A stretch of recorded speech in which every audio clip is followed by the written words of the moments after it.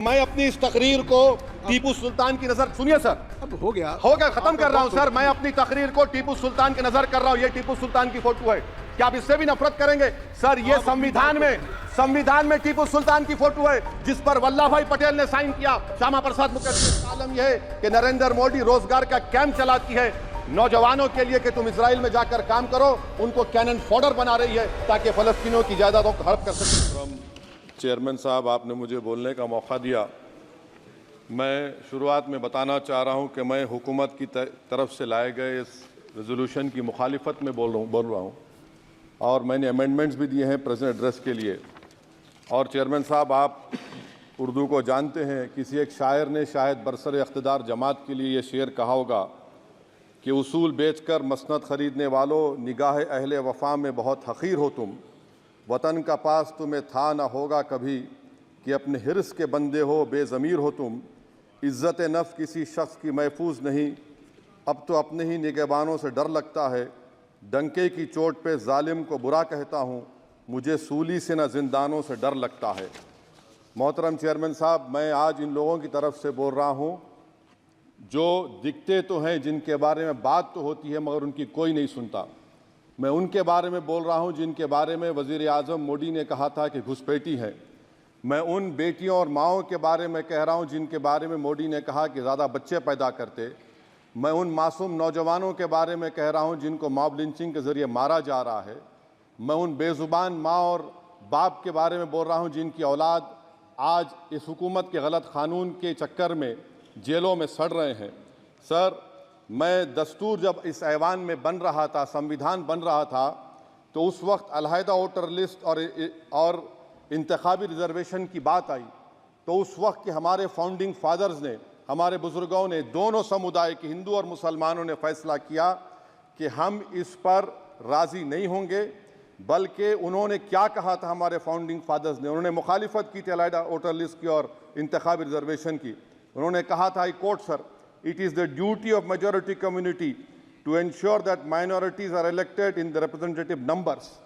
BJP मुसलमानों की नफरत पर जीतती है और मुसलमानों के नाम निहाद मसीहा मुसलमानों के 90% ज़्यादा वोट हासिल करते हैं, मगर फिर भी इस ऐवान के दरवाजे नहीं खुलते मुसलमानों के लिए और सिर्फ 4% मुसलमान जीत कर आते हैं। सर, संविधान सिर्फ एक किताब नहीं है जिसे चूमा जाए, संविधान एक किताब नहीं है जिसे दिखाया जाए, संविधान एक सिंबल भी है, मगर संविधान एक हमारे बुजुर्गों के ख्वाबों की किताब है। हमारे जमहूरियत को हमारे बुजुर्गों ने इस तरह समझा, हमारे फाउंडिंग फादर्स ने इस तरह जमहूरियत को समझा कि इसमें हर समुदाय और मजहब और समाज के मानने वाले लोगों की राय को शामिल किया जाएगा इस मुल्क को चलाने के लिए। मगर इस ऐवान में सिर्फ 4% मुसलमान जीत कर आते हैं। मैं संविधान से जो मोहब्बत के दावे करते हैं उनसे कहूँगा कि कभी उठाकर पढ़ो कॉन्स्टिट्यूंट असेंबली डिबेट्स में कि नेहरू ने, H.C. मुखर्जी ने, सरदार हुकुम सिंह ने माइनॉरिटीज़ के बारे में क्या कहा था। सर, वतन अजीज़ का मुस्तकबिल कैसा होगा जब बीजेपी मुझे गायब करना चाहती है और दीगर हिज़्ब इख्तिलाफ की पार्टियां के लिए मेरा वजूद सिर्फ वोट डालना और अपनी खबर में जाकर सो जाना है। इसीलिए आप देखते हैं कि ये समाजी इंसाफ है सर कि 4% मुसलमान जीत कर आते हैं। सर, इस ऐवान में ओबीसी समाज के एमपी अब अपर कास्ट के एमपी के बराबर हो चुके हैं। ओबीसी समाज के एमपी अब अपर कास्ट एमपी के बराबर हो चुके हैं और 14% मुसलमान सिर्फ 4% जीत कर आते हैं। CSDS का डेटा ये बताता है कि इस मुल्क में जो वोट बैंक है, जो एक मुश्त वोट डालता है, वो अपर कास्ट का है। मुसलमान का कभी ना वोट बैंक था ना कभी रहेगा।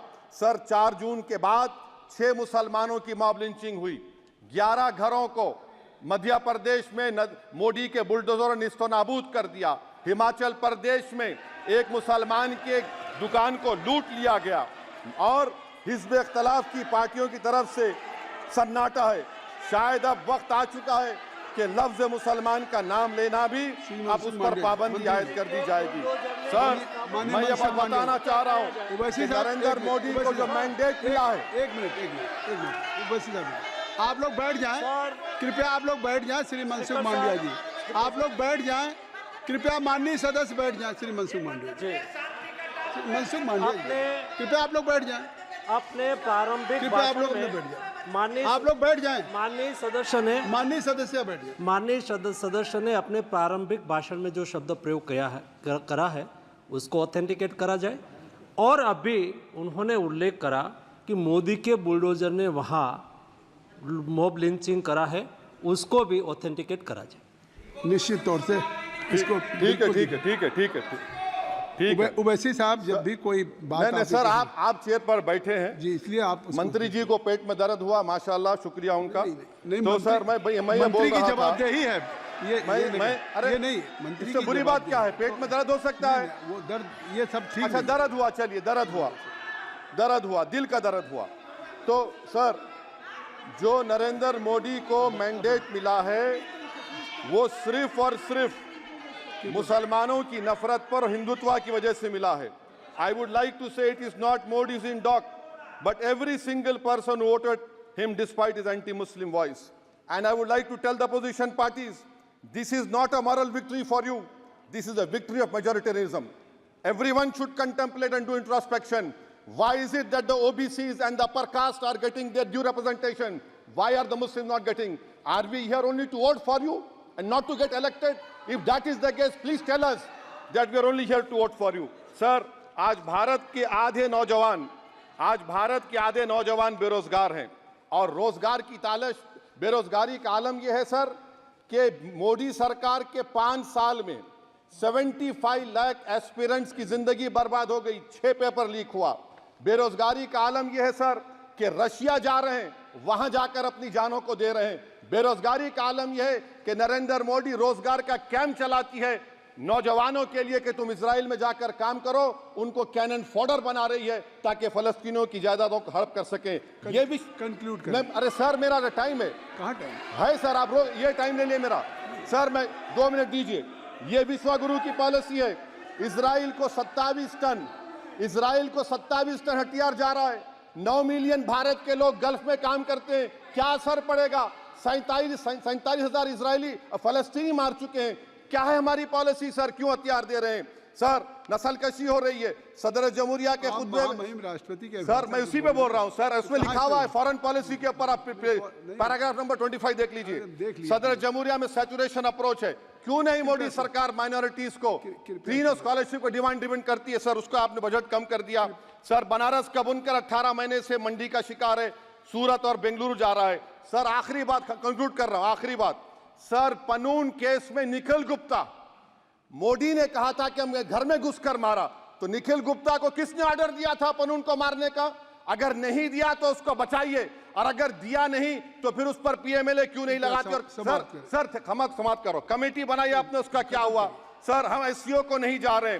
सर मैं आपको बता रहा हूं कि मैं अपनी इस तकरीर को टीपू सुल्तान की नजर, सुनिए सर, अब हो गया खत्म कर रहा हूं सर। मैं अपनी तकरीर को टीपू सुल्तान के नजर कर रहा हूं। ये टीपू सुल्तान की फोटो है, क्या आप इससे भी नफरत करेंगे? सर ये संविधान में टीपू सुल्तान की फोटो है जिस पर वल्लभ भाई पटेल ने साइन किया, श्यामा प्रसाद मुखर्जी ने साइन किया। ये आपकी नफरत है सर। आखिर में मैं अपनी बात को खत्म कर रहा हूं इस शेर पर कि क्या दिन दिखा रही है सियासत की धूप छांव, जो कल सपूत थे वो कपूतों में आ गए, थे इस कदर अजीम के पैरों में ताज थे, इतने हुए जलील के जूतों में आ गए। बहुत बहुत शुक्रिया सर। श्री गौरव गोगोई जी।